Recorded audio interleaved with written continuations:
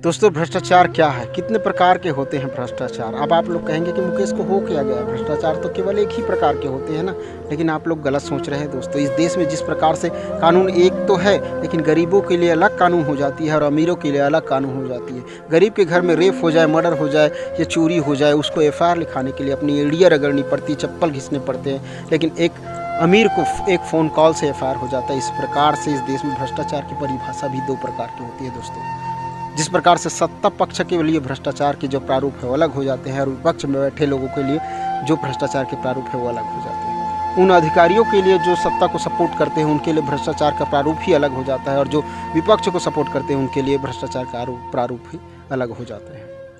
GST tax, petrol में tax, खाने में टैक्स, नमक में टैक्स, पढ़ाई में टैक्स, तमाम प्रकार के टैक्स लेकर आपकी कमर तोड़ दी जाती है। आपके घर के बजट को बिगाड़ दिया जाता है, आपके बच्चों के भविष्य के साथ खेला जाता है और उन तमाम पैसों से सरकार अपने खजाने भरती है और उसी खजाने के पैसे से निकाल कर जब विकास के रूप में भ्रष्टाचार किया जाता है सत्ता पक्ष के द्वारा, तो इस भ्रष्टाचार को अलग प्रारूप दिया जाता है।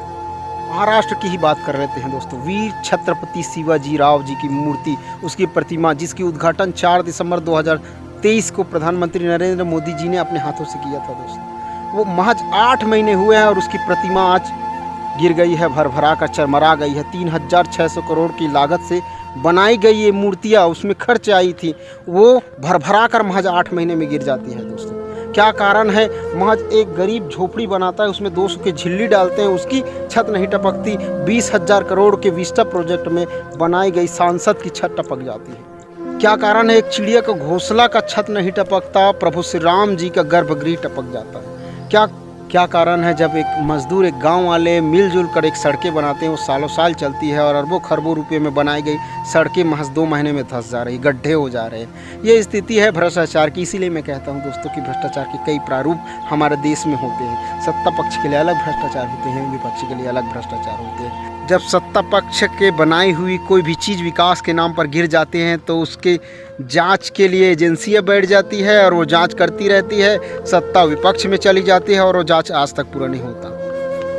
ये स्थिति है दोस्तों आपके जेबों में डाका डालने के लिए, विकास के नाम पर आपके जेबों से पैसा निकालने की स्थिति है। ये आपको समझना चाहिए, आपको पूछना चाहिए कि हमारे जेबों से निकाले गए पैसे का हिसाब ढंग से नहीं मिल रहा है हमको।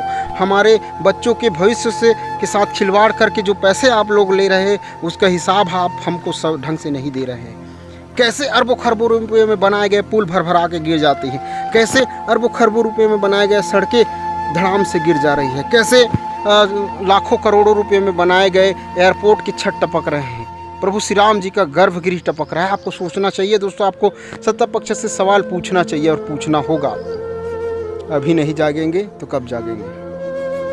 बस यही कहना था दोस्तों। चलिए मिलते हैं नेक्स्ट वीडियो में। जय हिंद।